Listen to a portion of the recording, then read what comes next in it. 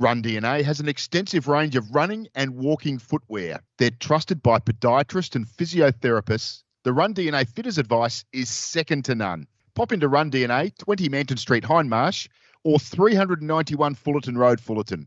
They're open 7 days, plenty of off-street parking. If you walk or run, you need to RunDNA.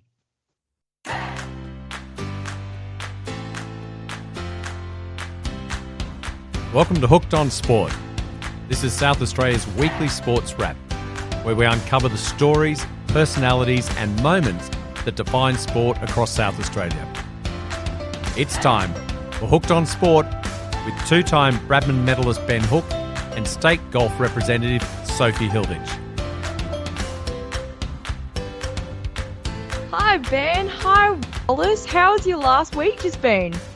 Cracking week, thanks Sophie. Absolutely cracking. Back on the golf course and hit a couple straight. Oh, always good. Fantastic for me, Soph. No golf, but the Mighty Double Blues, the SNFL Premiers, after one of the all-time great years. So, yes, just celebrating this evening after what was a fun event to watch this afternoon. We might get into it a little bit later on. How about your week? This time last week, we were talking about your pending appearance in the state amateur. How did it go? Well, a bit of a mixed bag, Hooky. I hadn't actually played a competition in a while, so I started off pretty slow and I actually finished a bit nervy. I finished top 16, went into a playoff and actually lost to my playing partner, who'd been my playing partner for the past 2 days. She birdied the playoff hole and unfortunately I didn't quite make the cut, but Hooky, God, I loved being out there again. I just loved every single moment. I've been missing it. Can I just clarify? I reckon you were late early, so late day one, early day two. Did you have to wait around for like 5 hours to play a playoff? Yes, I actually drove back home, waited 5 hours, and then had to drive back up with two players still on the course. One of them actually wasn't live scoring, so I had no idea what she'd done. I didn't know if there'd be a playoff, and I had to re-warm up thinking, I don't know what's about to happen. There's got to be a better way than that, surely. That seems unreasonable for this level of golf. I understand if it's, I don't know, the final round of a professional tournament, but that seems unreasonable to me. Yeah, well, the boys actually had a 10-person playoff, the top 16th spot. There was only one spot left remaining, and I actually think 10 for one, and I actually think one of the boys didn't make it in time to make the playoff. So it is a bit of a disappointment. I've been making some notes over the course of the day about things that I think, I'm probably going to have a little bit of a grizzle about, Sophie, and I might just add that to the list. We've got to do better than that for amateur players to front up and play day two, finish at, what time did you finish, about midday? Oh, yeah, I reckon it was about 12:30, something along there. I think I teed off at about 8:30. And then had to return for a sudden death playoff at 5. Yeah, return, and you also, I mean, it was played at the Vines, and for majority of the people who actually travelled for the event, a lot of them were staying down at Glenelg, so it's about a 25-minute trip, and you have no idea whether or not there's going to be a playoff. There's no text message or anything like that. You've just got to, if you think some scores are looking like they're going to come close, and that's if the girls or the men are live scoring, which is another issue. A lot of people hate live scoring, so won't do it.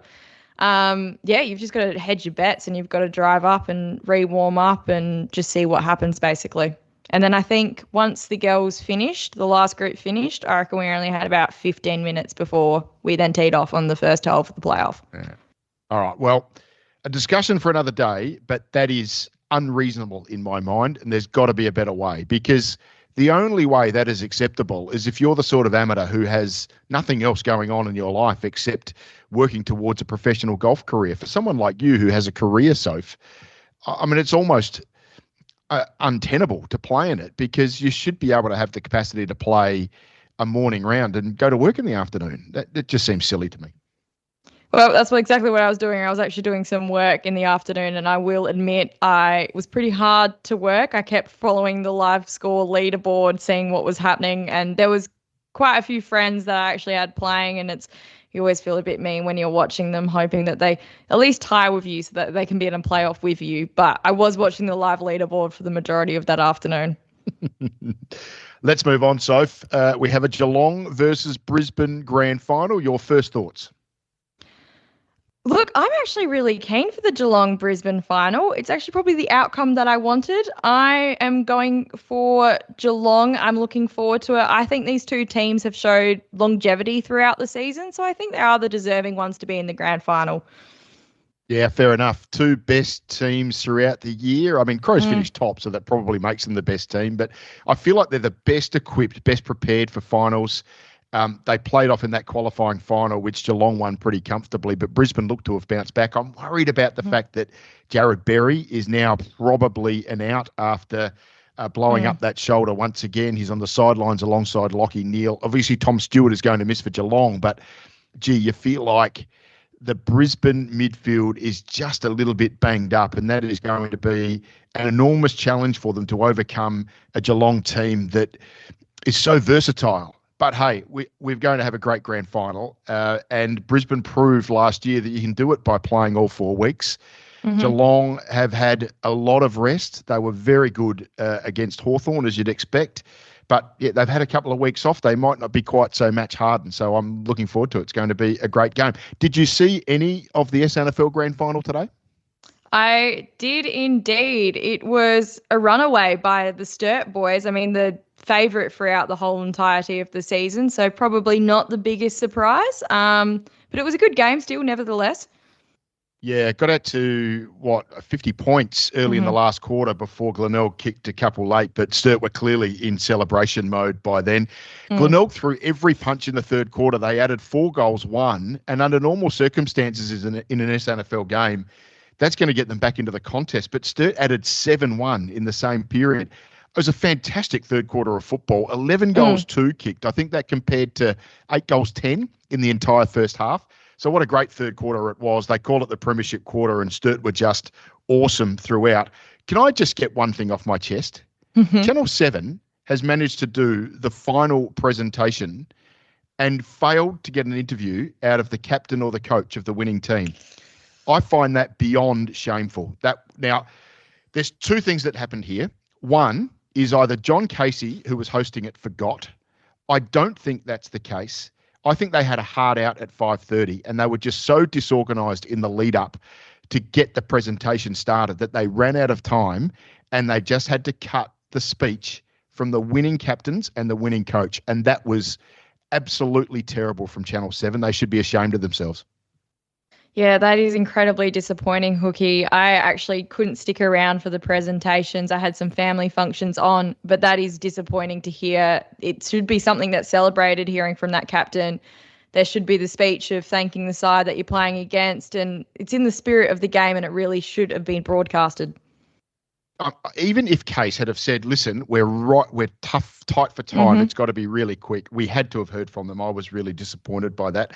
A couple of AFLW games over the weekend as well, Soph. Did you see any of Geelong versus Port Adelaide? Geelong get over the line against Port. I thought the Power were absolutely robbed. I don't know if you saw it.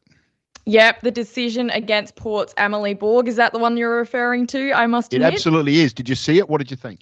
Oh, I did see it. And look, I think it's a bit outrageous. I don't think that was a deliberate rush behind at all. I don't know your thoughts, but look, I think it cost them the game and I don't think it was a good call.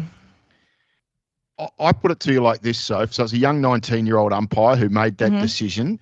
I'm not against people getting opportunities at this sort of level, but I'm frustrated that we have right now, I'm going to say 20 to 25 professional umpires in the AFL who have got their feet up having a rest at the moment because we've only got 2 games a week. In a 4-game system, we need 36 umpires around, and we're down to 10 if you have 4 umpires in a reserve for each game. So there's probably 20 guys that were sitting around, girls as well, who are umpiring AFL, that could have actually been doing these games and weren't. And I just think that is completely inappropriate. This is a new league, but it's a professional competition, and we can't just have developing umpires who are making absolutely elementary mistakes like that. That wouldn't have been given insufficient intent if it was an AFL game with the ball just going out in general play. She was desperately trying to keep that ball in, Amelie Borg, and to call that a deliberate rush behind is just, look, I don't blame the umpire. I just don't feel like that quality of umpire should be on the ground when we've got professional AFL umpires who could be doing that job. Yeah, I agree. I actually think that 19-year-old was only a player last year, so I don't think she's been umpiring that long either. Correct me if I'm wrong, Hooky. Spot on. No, you've got it in one. No, we don't need to name her, and we've made our point. But no, you're absolutely right, Soph. This time last year, she had half a foot as an umpire and half a foot as a player. That's fine. Good luck to her. But that doesn't mean you should be umpiring AFLW the following year. You've got to have made a bit of a commitment to this beforehand. So, yeah, it's unfortunate. I suspect she's probably going to get a bit of a holiday, that young umpire, and Port Adelaide season probably on the brink as a result. Adelaide, gee, they took a time to get going against the lowly Gold Coast, but finally got over the line. So they still stay firmly entrenched in the top 8, Soph. And probably right now you would have to say that Adelaide on the way towards finals, Port Adelaide probably going to struggle after what was an amazing year last year. Yep, 100% agree, Hooky. Now, talking about Channel 7 cutting off the captain's speech for the Sandfell, what did you have to think about the media following players getting delisted from the Crows and walking them out to their cars? Did you happen to see that? Oh, I've been right across this all week. It's interesting, isn't it? So, yeah, what's been happening is players are turning up for their exit interview at the club and get told they're delisted and then have to walk through the waiting media throng to get to their car and depart. Yeah, I've heard a lot of people say that the media should be steering clear of this. And look, maybe there is an argument for that. But at the same time, I feel like that there's a greater responsibility on the club to be a bit more caring of the player when they're dropping this news to them.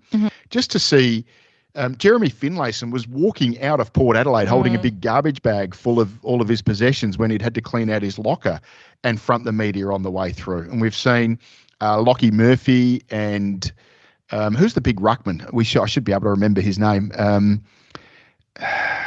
It's on the tip of my tongue, Wallace. You're going to look it up for me and we'll work it out as we keep going here. But both of them had to front the media straight after. Why are these done at the club? Why can't we find a remote location where these sorts of interviews can be done? Why aren't they doing them late at night, after hours, when you're not going to have the media turn up there? I actually think it's a responsibility of the club. And this isn't just an Adelaide thing. This is Port Adelaide. This is every club where this goes on. They should be making every effort to take more care for these players. They shouldn't have to front the media in the 15 minutes after they've been told that their career is over. I think there's a better way than the way that's being played out at the moment. You got any thoughts on it? No, I agree, Hooky. I think it's unfair on the players to have to walk out and obviously hear some disappointing news. Even Tex Walker was getting asked questions whether or not this was going to be his final season, and he's obviously still probably focused on their loss in the finals, and I think that's a bit unfair. I think they should be doing this in a more private location, and I really think delisting should be coming from the club and not the player. Yeah, Strawn was the ruckman that I was thinking of, so it finally came to me. Hey, let's move on. Just one thing I'm going to talk about with, we probably should have crossed it off before, the Hawthorn-Geelong preliminary final on Friday night. We're both Crows fans, and there are plenty of people who listen to are Port fans as well. We should be in tears about how those two clubs structure up against each other in a preliminary final on that Friday night. I just want to give you a list of the players who played for either of the two South Australian clubs and left for either Hawthorn or Geelong. Now, I don't hold the clubs responsible here because in a lot of these situations, the player just wanted to go home, and we get that. But Tyson Stengel went from Adelaide to Geelong, and the Crows gave him away, got absolutely nothing for him. Patrick Dangerfield, Crows got pick 9 plus a few packets of chips. They picked up Wayne Millerer with that pick 9. Not bad, but he's certainly not Patrick Dangerfield if the way you saw him play on Friday night. Jack Gunston played for the Crows and then went to Hawthorn. Crows got pick 24 for him. That became, I think, Sam Kerridge, and we gave that up for a draft pick and got Troy Menzel back, who was a complete bust. And then we go to Hawthorn. Jarman Impey was a Port Adelaide player. He got traded for pick 33. Port Adelaide turned that into 2 picks, which was Dom Barry and Joel Garner. They've played 5 games each.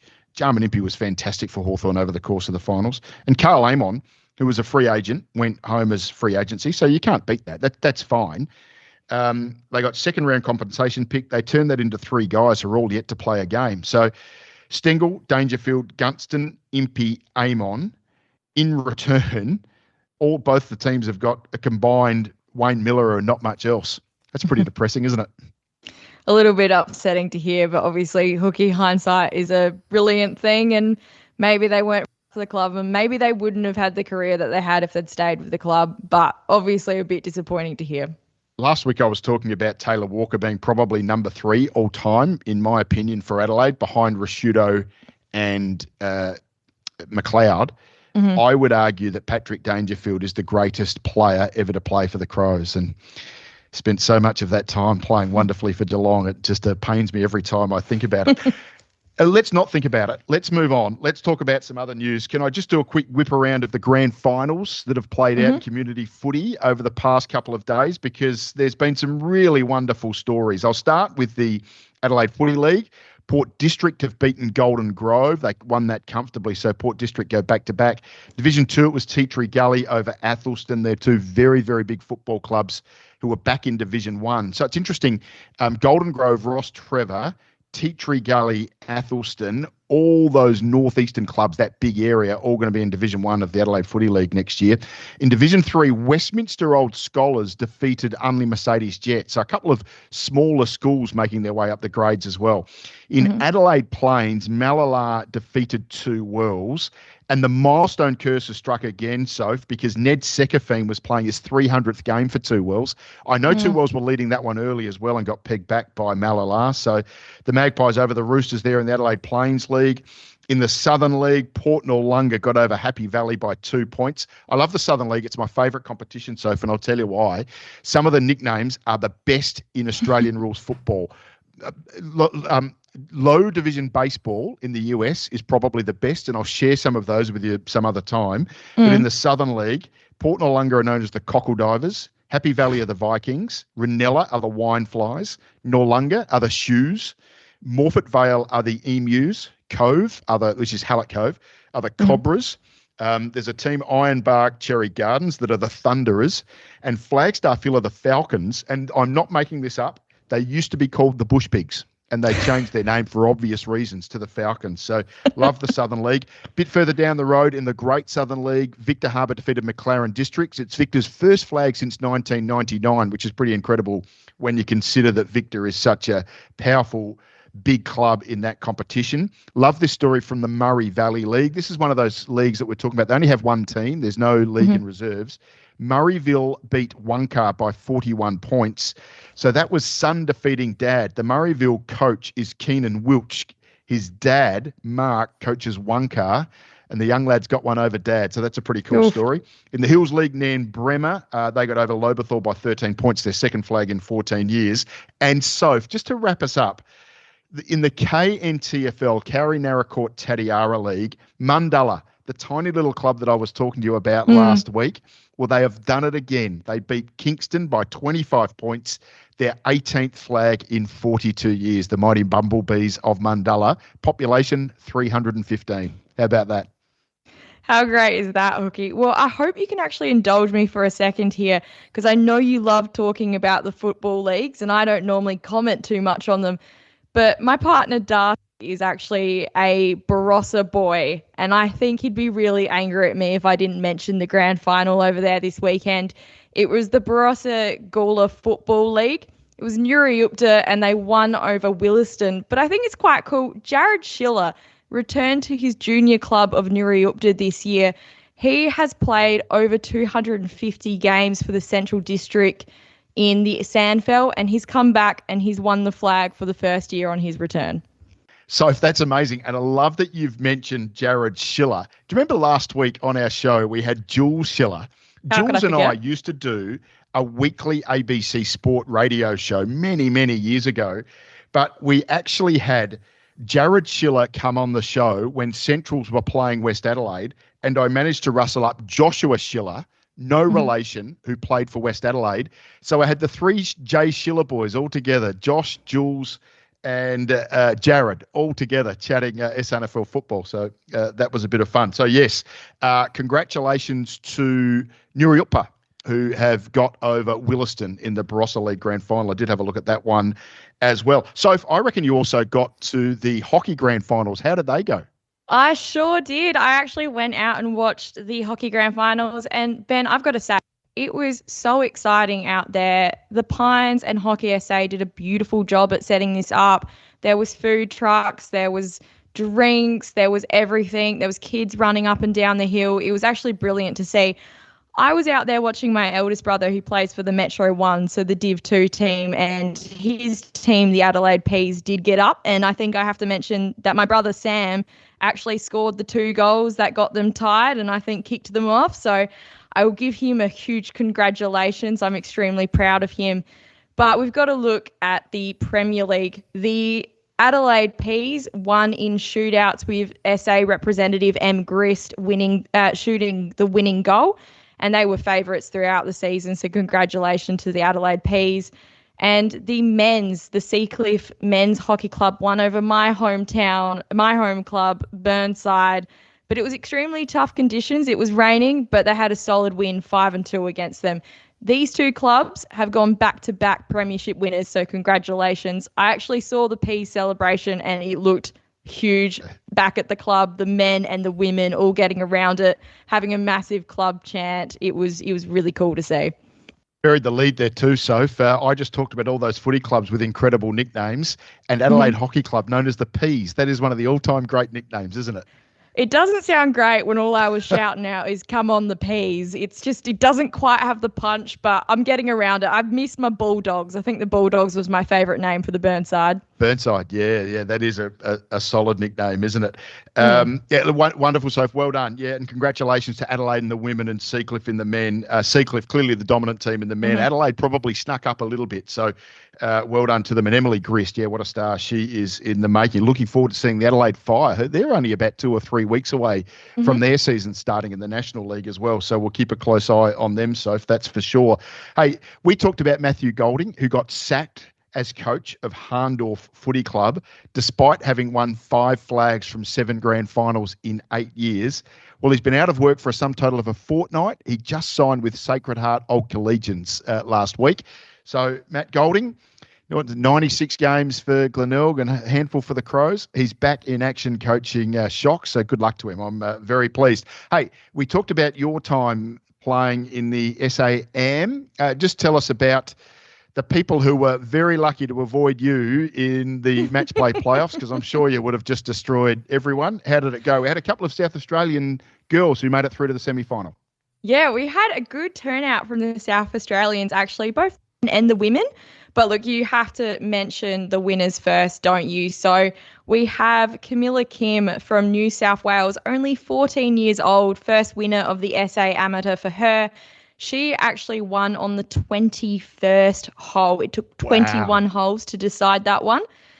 And then we've got to look at the men's. It was a perf shootout with Josiah Edwards winning up by 2 holes. An incredible match by all accounts.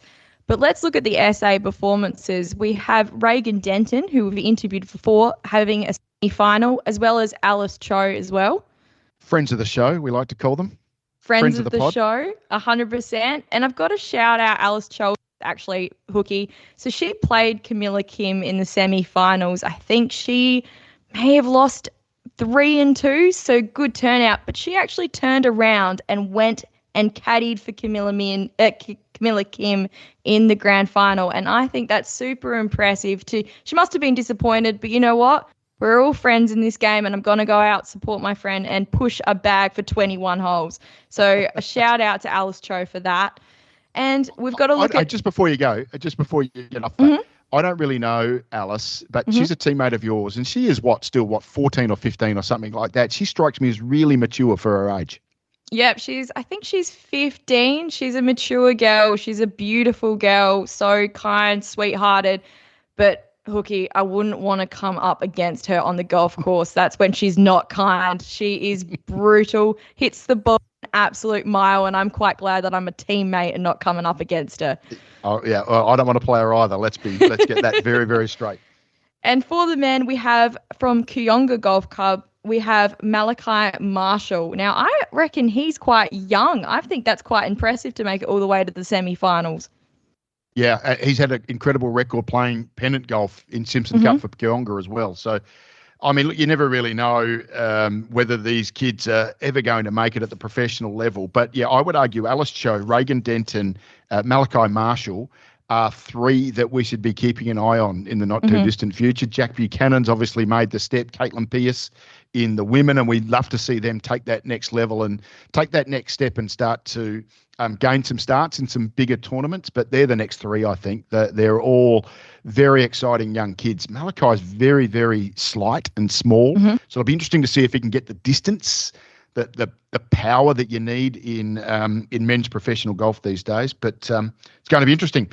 Just very quickly, let's touch on South Australian cricket team went down pretty badly to New South Wales in their opening game as they defend the One Day Cup title that they won last year. So if this game was played at Cricket Central, I mean, this is where cricket goes to die. It is miles out of Western Sydney. It's in absolute whoop-whoop.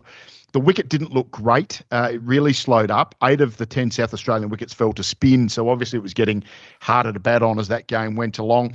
So, look, plenty of the season left. Not a great start for South Australia. We'll obviously be supporting them. They're back in action here in Adelaide against Western Australia on Wednesday. So I'll be at that game, looking forward to it. So we go from a bit of a disappointment to some real success that you've caught up. Couple of sassy lads, Soph. Yeah, so the Australian under-20s men lacrosse team has just medalled for the first time for the Australians since 2003 at the World Championships, which was recently held at South Korea. The boys took a bronze, and within that team, we have 2 sassy scholarship holders, Hudson Robb and Sean Fullarton. So what an incredible achievement that one was. So Sean Fullarton is part of the Fullarton dynasty that I was talking to you about last week. Tracy, it's either his mum or his auntie. I can't recall. I should know that. But it might be his auntie, I think, who played her 400th game for Woodville just a couple of weeks ago. Just to wrap up, Sophie, you talked about Aidan Murphy as one of the athletes to keep an eye out for in the World Championships for athletics in Tokyo. Had an absolute shocker overnight, poor old Aidan. Australia were in the 4x400 men's relay. They broke the Australian record. It was absolutely incredible. And that excitement turned to absolute heartache because it turned out that Aidan, as he was waiting for his runner to come and hand over the baton, had his foot the wrong side of a blue line. So they swapped the baton in the actual right area. But just because he had started with his foot to the other side of that line, they not only had their time expunged, they were disqualified from the World Championships. So they'd finished third. They were really a chance to make the final. That is just devastating, I think. And I mean, they don't practice these that much, so it's a bitter pill to swallow. Definitely, Ben. Well, should we move on to Sophie Star and Ben's best? It's time to see which athletes have been selected this week in Sophie Star and Ben's best. So last week, I was slightly criticised by my co-host for only picking women for the Sophie Star.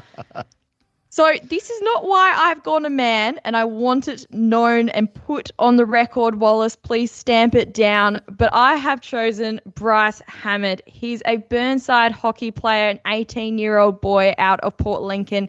He has recently been selected in the under-21s Boroughs, which is the national side, to travel to Malaysia in October to compete in the Sultan of Johor Cup. And that is a pathway to the Kookaburras. That is a pathway to playing for the national team, and it's a huge congratulations to him. He's actually been living in Adelaide with his older sister since 2022. Hooky, she's been instrumental in his journey, taking him to trainings, looking after him whilst doing her uni degree. It just actually shows how much it does take a team behind you and the support to get to the level where you get as these athletes go. Sophie, I've got to be honest, it's a great choice. Bryce Hammond is a really exciting star. I just want to congratulate you on the amount of nepotism you have put into this episode so far. So you talked about the Barossa Footy League because your partner, Darcy, just happens to come from the Barossa. You managed to talk about the Hockey Grand Finals. I didn't ask you about Division 1 or Metro 1, but you got that in because your brother scored a couple of goals. And now you've started talking about one of your old Burnside mates at the Burnside Bulldogs Hockey Club. Congratulations on just making it all about Sophie Hilditch and her wonderful compadre of friends. It's a wonderful achievement, Soph. Well, Hooky, have you met me? Who wouldn't want to be related to me? And who wouldn't want to be friends with me? So I've got to celebrate them where I can. 2 types of people, Sophie's friends and those that wish they were. Hey, Ben's All right. best. I just want to talk about Brendan Doggett. He was the player of the Sheffield Shield final last year, and he's made runs and taken wickets for South Australia again yesterday. So we're talking about the South Australia men's cricket team. I just reckon he's worth keeping an eye out for. 2 years ago, I thought maybe his career was going to start to tail away, but he's had a new lease on life. He's bowling extra fast. And I just reckon he might be one to watch, Soph, because Patrick Cummins, the more we hear about it, the more we understand that his back injury is worse than potentially first feared. I've heard rumours that he could miss the entire summer. And that means that we are going to bring Scott Boland into the Australian cricket team. And I feel like Brendan Doggett is the next cab off the rank. So the fact that he started really well for South Australia, disappointing loss for that team. But I just feel like Brendan Doggett, if things go according to plan for him in the first couple of Shield games, we could see him in the Australian Test squad coming up. And wouldn't that be just amazing to see another South Australian in and around that Test team? So Brendan Doggett, Ben's best this week. Great choice, Hooky. Fair or Farce, Sophie and Ben challenge each other with their sporting conundrums. So if I've got the new ball to begin fair or farce, and I want to start on AFL. With Geelong's Tom Stewart suffering concussion and now out of the grand final, the AFL's finals bye will be moved next year. Fair or farce? Good question, Hooky. Look, I'm going to go fast, not probably for the reasons that I think you think I'm going to go fast, but I'd like to think that it's just not one player that's going to change where the finals bye or the bye is going to go. Obviously, the bye this year was after the minor rounds and before the finals kicked off. I don't think we should move the bye just because one person's got a concussion. I think, look, how do you say it? It's bad luck that he's injured for the grand final, and that is incredibly bad luck, but I don't think that's what the league should be dictating where they put the bye. I think we've found over the last 5 or 6 years since we've had this pre-finals bye that the first week of finals has actually been very, very good and almost a justification for it. But I do feel like if that's the case, then why wouldn't you put the bye the week before the biggest game of the year, the grand final, and give both of those teams the best opportunity to front up in the best possible condition? So to give you the answer, though, I do think it's far. So I agree with you. I think it will be moved, but I reckon it was already on the cards to be moved because Greg Swan, who's the new AFL footy boss, and Tom Harley, the former Swans general manager, who's also coming to the AFL, both of those guys have been adamant that this is where the finals bye should be. And now that they've got some clout at AFL House, I'm almost certain that it's coming in regardless of the Tom Stewart incident. So pretty confident this time next year we'll have a week off. Which would be kind of nice. Anyway, you and I might still be chatting. It's if you'll have me. Well, Hooky, I'm keeping you on the AFL, actually. The Brownlow medal count is the most boring night in footy. Fair enough. It sounds like you think it's the most boring night in footy. I love it. I've got to be honest with you. I could sit and watch the Brownlow for hours. I actually love the fact that they do every round, every vote, and count them all the way through, because I just love the build-up and the way it just really rises to a crescendo at the end. So it's a farce. The Brownlow medal count is one of the great nights in footy. I love it. Bring it on. In fact, I reckon they could string it out for another hour. Take me through to midnight. I'd be happy. What do you think? Look, personally, I go fair. You guessed it. Look, it's going to be a bit controversial. I find awards nights just in general often can drag out a little bit. I don't think our attention span can last the 2.5 hours for a countdown. That's just me personally. I think we need to celebrate achievements, but award night should involve more entertainment. And if it was up to me, I'd be shortening up the summary of the count. But with that being said, Hooky, I think you are right. 2024 Brownlow medal had the biggest broadcast audience since 2015. So I do think the general public is not with me on this. But you know what? I'm co-hosting this podcast, so I can have my own opinion. Soph, you are welcome to your own opinion. And I just thought it was relevant that you are by far and away the youngest member of this group. And we know young kids have short attention spans, and it just goes to show why you can't deal with a big, long footy medal count like that. Your Your turn. Is it your turn or is it my? It's my turn. Domestic cricket shouldn't start before the AFL Grand Final. Fair or farce? Look, another good question. You're on a roll here, Hooky.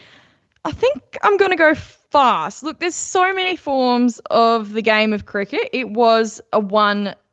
Yeah, and I think we are limited in our space in the calendar year. So I think if we didn't start now, we might run out of time. I think if it was a Shield game commencing right now, I would be greatly concerned, but it's not. So look, I'm going farce. Good stuff. Agree. Look, the AFL has always had a pretty healthy disregard for when the cricket season is. We're going to see the AFLW stretch right through into the middle of November. So I reckon Cricket Australia can start when it wants. Farce. Domestic cricket Cricket Australia can start when it likes, in my opinion. In fact, we've probably seen with the Australian cricket team playing in Darwin and Cairns and Mackay that there's no reason that you couldn't start the season in July or August and play some games up there. I'd be perfectly comfortable with that. Good on you, Soph. Well, at least we agree on something. Yep, that's always good. Well, I'm actually going to the Sandfell now because, we're running – the AFL starting and the footy starting to come to an end, so we better get these fair and fast questions out quick. But not even Nathan Bassett can fix West Adelaide. Fair or farce? Oh, it's a good question, Soph, but I'm a big believer that Nathan Bassett will have a profound effect on West Adelaide. In fact, Sam Elliott, who coached them in the second half of last year, I think really had some things moving. And look, he's a professor at Flinders University. I understand why he's not going to coach them full time. But Bass, it might take a year or two, but I think he will really change the attitude and the self-confidence of a club like West Adelaide. I think they'll move up in the next 2 years. I think he can really do a rescue job for that club. So, farce, Nathan Bassett can fix West Adelaide. Big cool, Hooky. For someone who's normally just sweating in negativity when it comes to the Crows, I cannot believe you've gone farce here. West Adelaide have held the wooden spoon for the last 5 of the 6 years. I'm sorry. I think Bassett comes with a lot of experience, and I think it's incredible that he's going to the club. But you think 2 years he's going to fix? Fix is a big word, Hooky. What is your definition of fix? I'm just curious here. Wallace, I have a complaint to make. Can you stop letting Sophie do all of this research on this sort of stuff? Because I keep getting found out. Yeah, West have been pretty bad for a while. But you know what? Sturt, who just won the flag today, they couldn't find anyone to coach them 25, 30 years ago. And they've arguably been, outside of Central District and maybe the Eagles, the best club of the last 25, 30 years. So there's always hope. Stick it out. You get a right coach. You bring a few other people in who know what they're doing. I'm a big believer that they can make their way up. Yes, it's not like me. Normally I'm a little bit more down in the dumps and ho-faced about these sorts of things, but I'm a big believer in Nathan Bassett. So two SANFL premierships already for the Norwood Football Club. Don't know if he's going to win a premiership for West in his first couple of years, but I reckon they'll be a lot better. All right. Well, I like it, Hooky. And look, I hope you're right. I do hope Nathan Bassett can absolutely help the West Adelaide team out. I do think they have a huge rebuild ahead of them. But look, let's go to my favourite part of this show, the power rankings. I always look forward to hearing how many people you've chosen, how many teams, how we can break the rules. So let's go to the power rankings. In Hooky's Power Rankings, Ben reviews every state National League team based in South Australia. Perform well and you're a chance to make the top 10. Well, there is going to be a significant change in the power rankings, Soph. You have, I don't know how you've managed to predict this. I've cut it to 5. We only have 5 teams left in the power rankings. And that's because most teams have moved on. You can't keep them in if they're not playing, if the season's over. So here we go. In 5th, Port Adelaide AFLW team, lost to Geelong. A little bit disappointing, but that's the way it goes. They're going to be around the mark.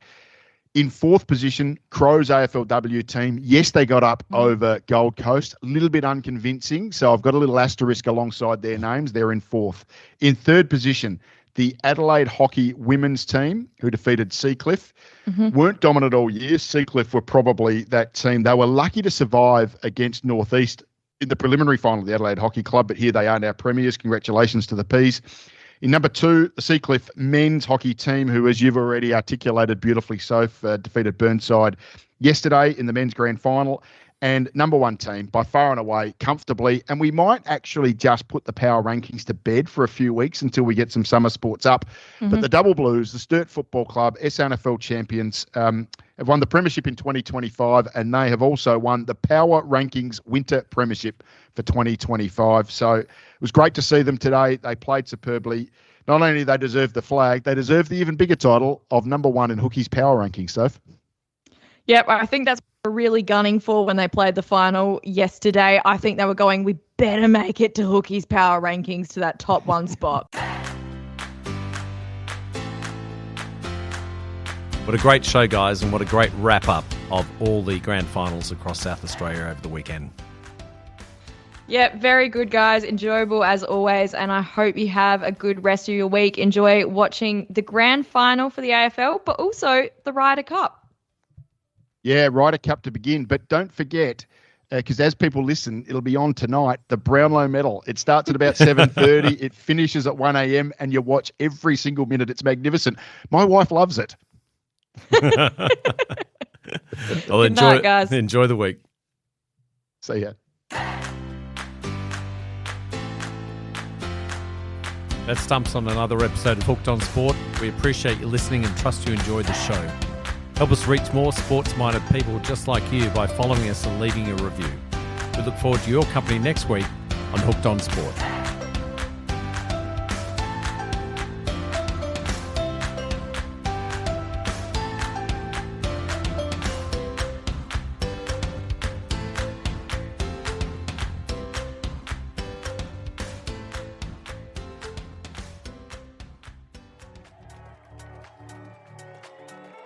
If you're enjoying this podcast, I'd encourage you to take a listen to Beyond the Club. It's a project I've been working on with Flinders University. Now I co-host it with Professor Sam Elliott, and we break down all the latest research on how to maximise the experience of junior and club athletes. There's a range of resources, special guests, and cutting-edge info on how you can make your club a safer, happier place for your kids and their club mates. Beyond the Club, wherever you get your podcasts.